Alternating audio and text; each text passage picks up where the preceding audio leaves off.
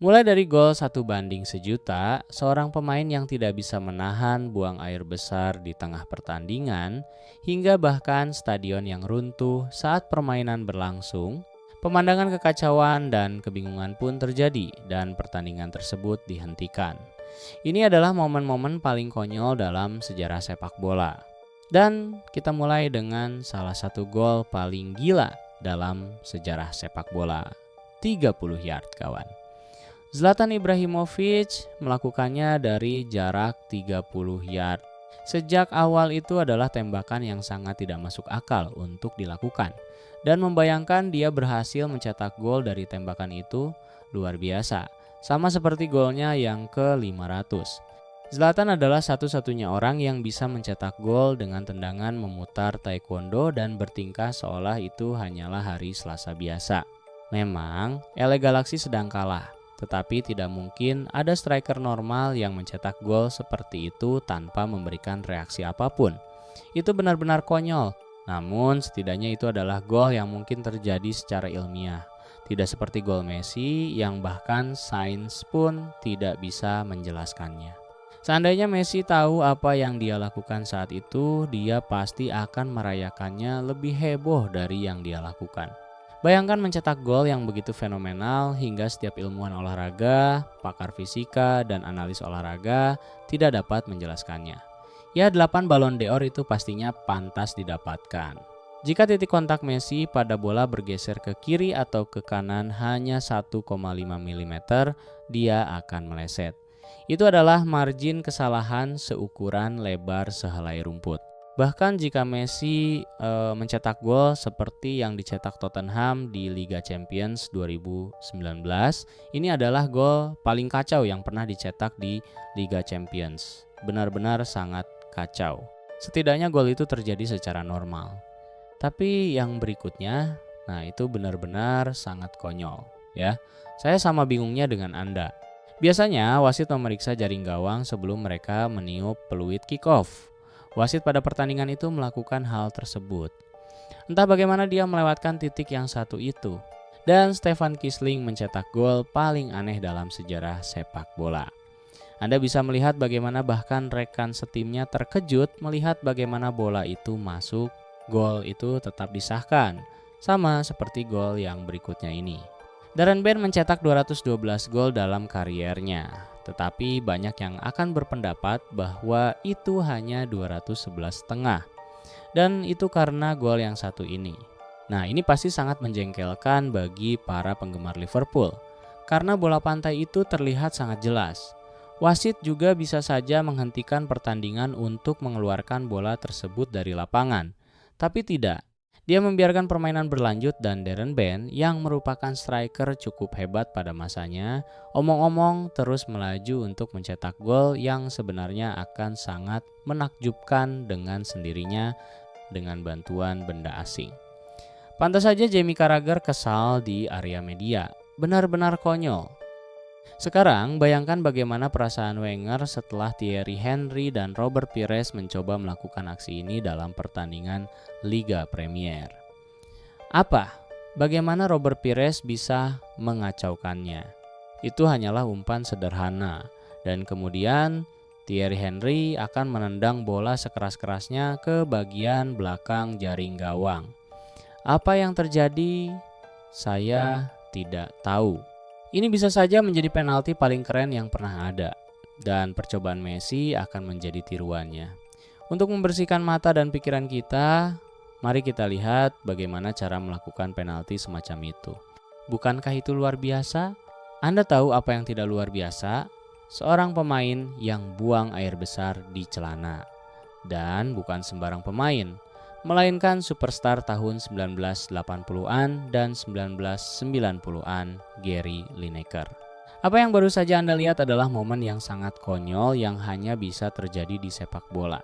Pria itu jatuh setelah sebuah tackle dan buang air besar di celana setelah terjatuh.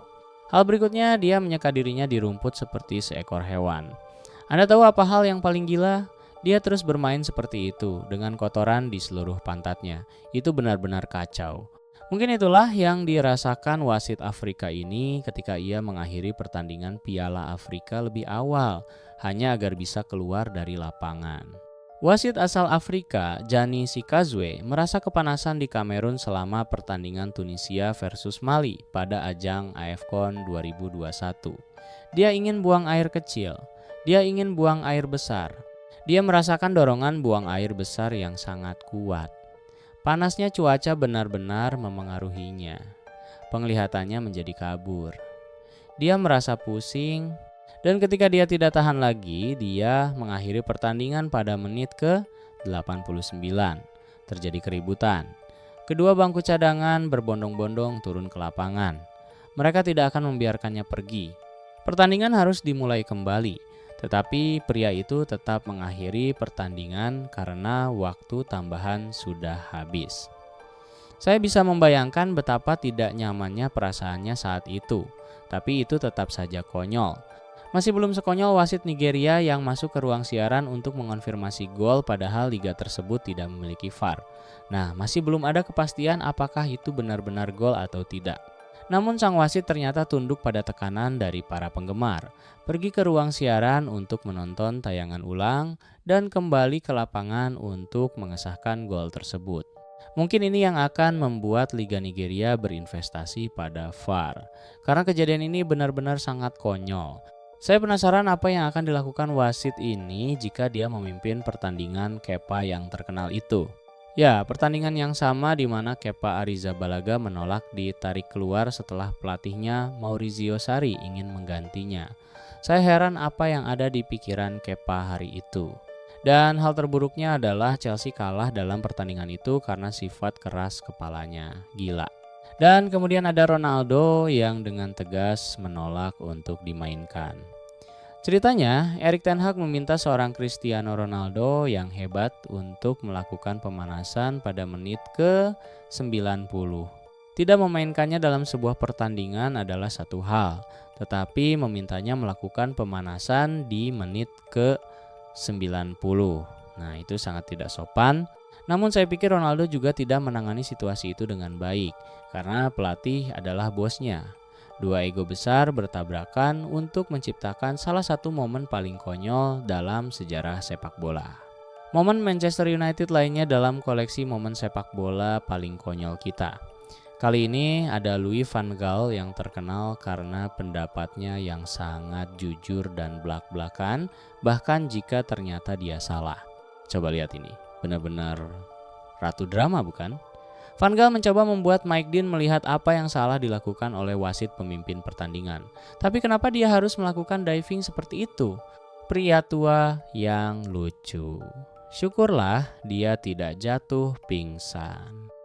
Seperti yang terjadi pada tribun di Stadion Maracana pada tahun 1992. Pertandingan Campeonato Brasileiro Serie A 1992 antara Botafogo dan Flamengo adalah salah satu yang terbesar di Brasil. Lebih dari 150.000 penggemar datang ke Maracana, stadion sepak bola terbesar di dunia.